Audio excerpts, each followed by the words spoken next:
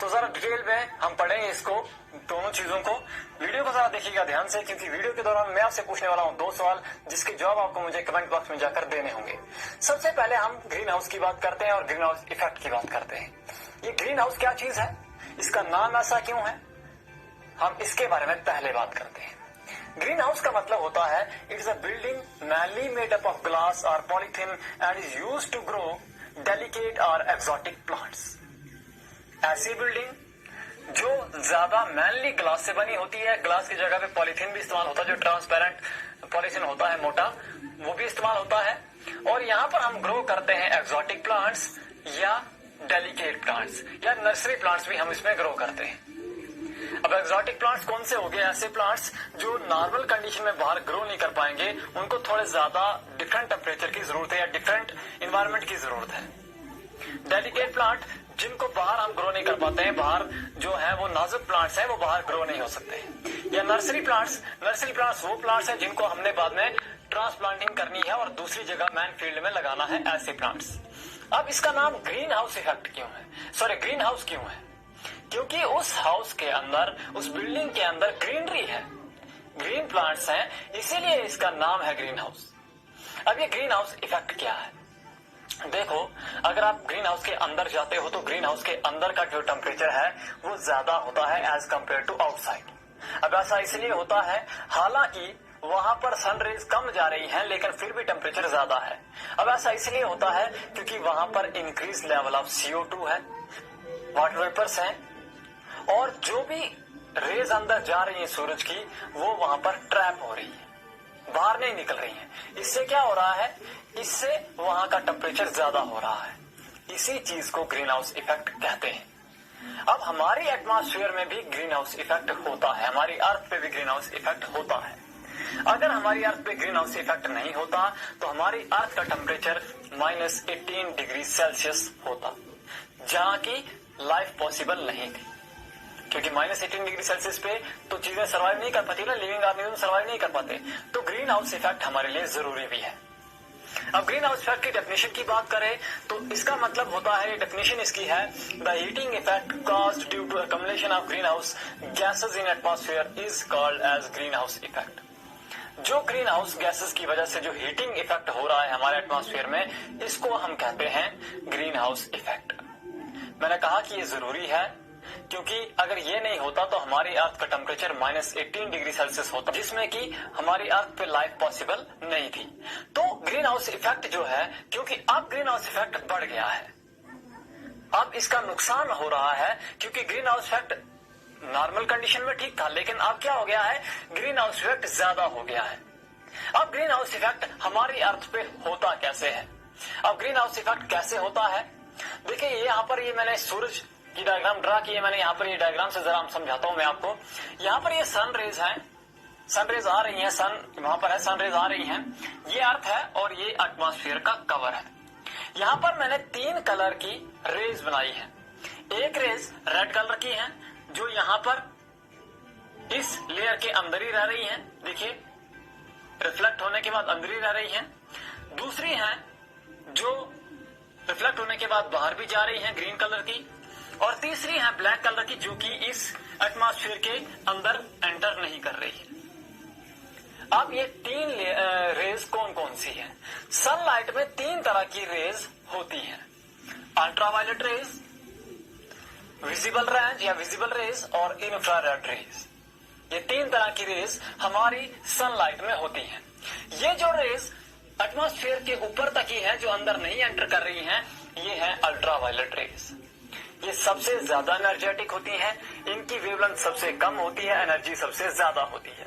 लेकिन हमारी अर्थ की जो टॉप मोस्ट लेयर है, ओजोन लेयर, ये उनको एब्जॉर्व करती है, क्योंकि अगर ये रेज हमारे अर्थ तक पहुंचेंगी तो हमारी अर्थ में बहुत सारी जो हमारे ऑर्गेनिजम्स हैं उनमें बहुत सारी बीमारियां होंगी, क्योंकि ये पेनिट्रेटिव रेज है, बहुत ही हाई एनर्जेटिक रेज हैं, जिससे बहुत सारे नुकसान होंगे अगर ये हमारी अर्थ पर पहुंच जाएंगी। तो ये आती नहीं है, क्योंकि ओजोन लेयर जो है इसको एब्जॉर्ब कर देती है। अब 2 तरह की रेज उस ओजोन लेयर से पास होकर नीचे आ रही है, एक है विजिबल रेंज और दूसरी है इंफ्रारेड रेज। अल्ट्रावायलेट की बात होगी, उससे नीचे जो है वो आ गई विजिबल रेंज या विजिबल रेज। इसमें 7 तरह के रंग होते हैं, विबग्योर इसको कहते हैं, violet, indigo, blue, green, yellow, orange and red, इसीलिए इसको विबग्योर भी कहते हैं। अब इसकी वजह से हम जो भी चीजें देख पाते हैं वो इन 7 रंगों की वजह से देख पाते हैं। इन्हीं 7 रंगों से बाकी सारे कलर जितने भी हैं वो सब इन्हीं से बने हैं, यानी कि जो भी चीजें हम देखते हैं वो due to visible rays, due to these colours. अब इनकी एनर्जी इनसे कम होती है, इनकी वेवलेंथ इनसे कम ज्यादा होती है, वेवलेंथ सबसे कम इनकी होती है, इससे ज्यादा इनकी होती है, एनर्जी कम वेवलेंथ ज्यादा। अब उसके बाद आ जाती है इंफ्रारेड रेज। यहाँ पर जो इस लेयर के अंदर एटमॉस्फेयर की जो कवर है उसके अंदर जो ट्रैप हो रही है वो है इंफ्रारेड रेज। ये सबसे कम एनर्जी इनकी होती है और वेवलेंथ सबसे ज्यादा होती है, एनर्जी इनमें सबसे कम होती है।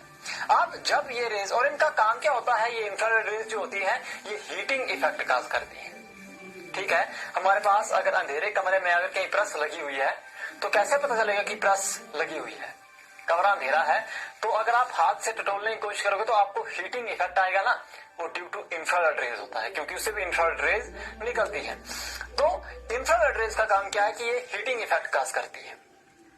अब जब ये रेज अर्थ पर आ जाती हैं, अर्थ का जो एटमॉस्फेयर है इसमें बहुत सारी गैसेस हैं, इसमें जो ग्रीन हाउस गैसेस हैं, ग्रीन हाउस गैसेस मेनली कौन कौन सी हैं, सबसे ज्यादा प्राइम जो ग्रीन हाउस गैस है वो है CO2 जो 60% ग्रीन हाउस इफेक्ट के लिए रिस्पॉन्सिबल है।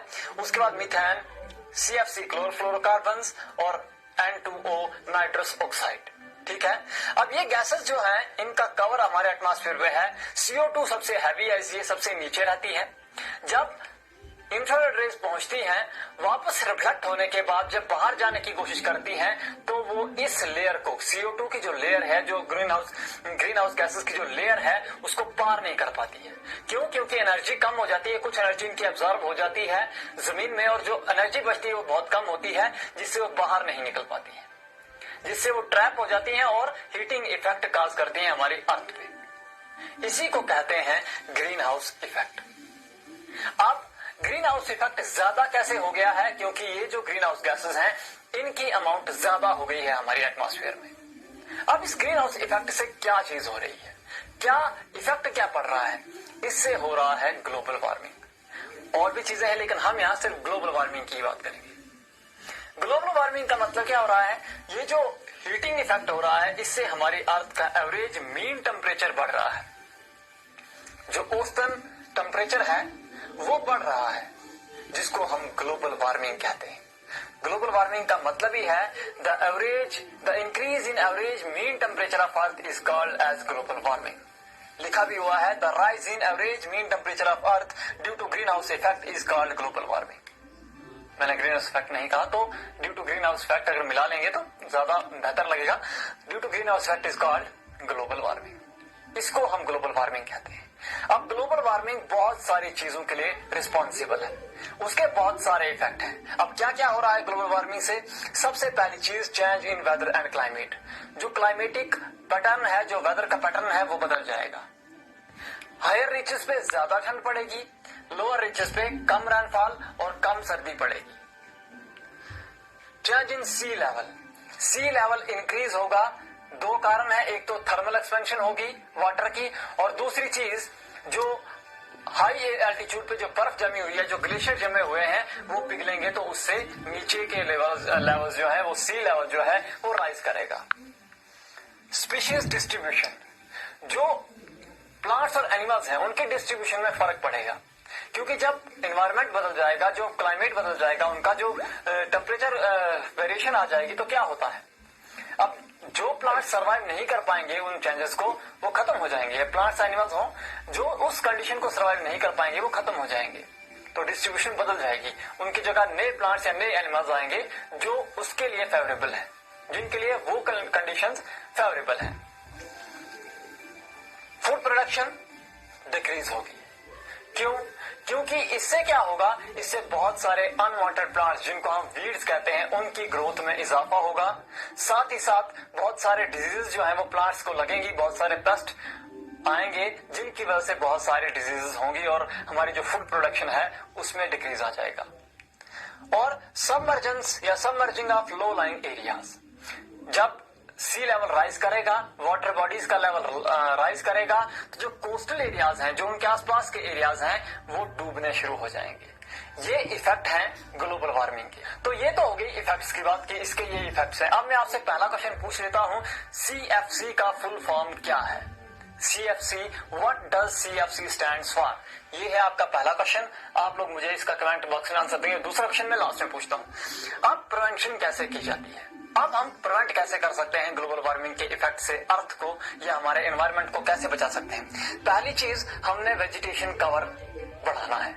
हमारे पास जो प्लांट्स हैं वो ज्यादा से ज्यादा लगाने हैं, क्योंकि प्लांट्स फोटोसिंथेसिस के दौरान CO2 यूज करते हैं और CO2 प्राइमरी गैस है जिसकी वजह से ग्रीन हाउस इफेक्ट हो रहा है। जितनी CO2 कम होगी उतना हमारे पास ग्रीन हाउस इफेक्ट कम होगा, उतनी ग्लोबल वार्मिंग कम होगी। उसके बाद रिप्लेसिंग CFC जो है, क्लोरोफ्लोरोकार्बन जो है, इनको रिप्लेस करना है कोई ऐसी गैस से जिसके ग्लोबल वार्मिंग पे कम इफेक्ट हो।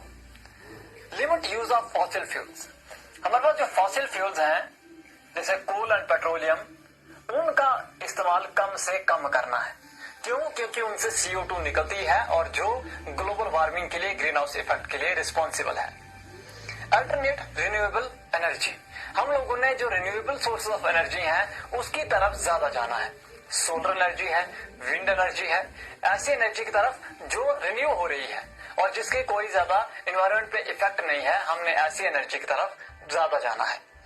Minimise use of nitrogen fertiliser, एक गैस नाइट्रस ऑक्साइड, मैंने आपको बताया कि वो भी एक ग्रीन हाउस गैस है, इसीलिए हमने नाइट्रोजन जो फर्टिलाइजर्स है उनका इस्तेमाल कम करना है ताकि नाइट्रोजन कम से कम एटमॉस्फेयर में आए।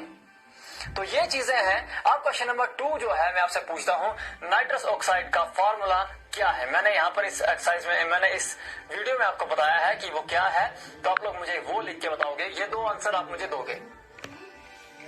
तो आज के लिए इतना ही, फिर मिलते हैं एक नई वीडियो में, तब बात करेंगे नए टॉपिक में। लेकिन जानने से पहले वीडियो को लाइक कीजिए, चैनल को सब्सक्राइब कीजिए, बेल आइकन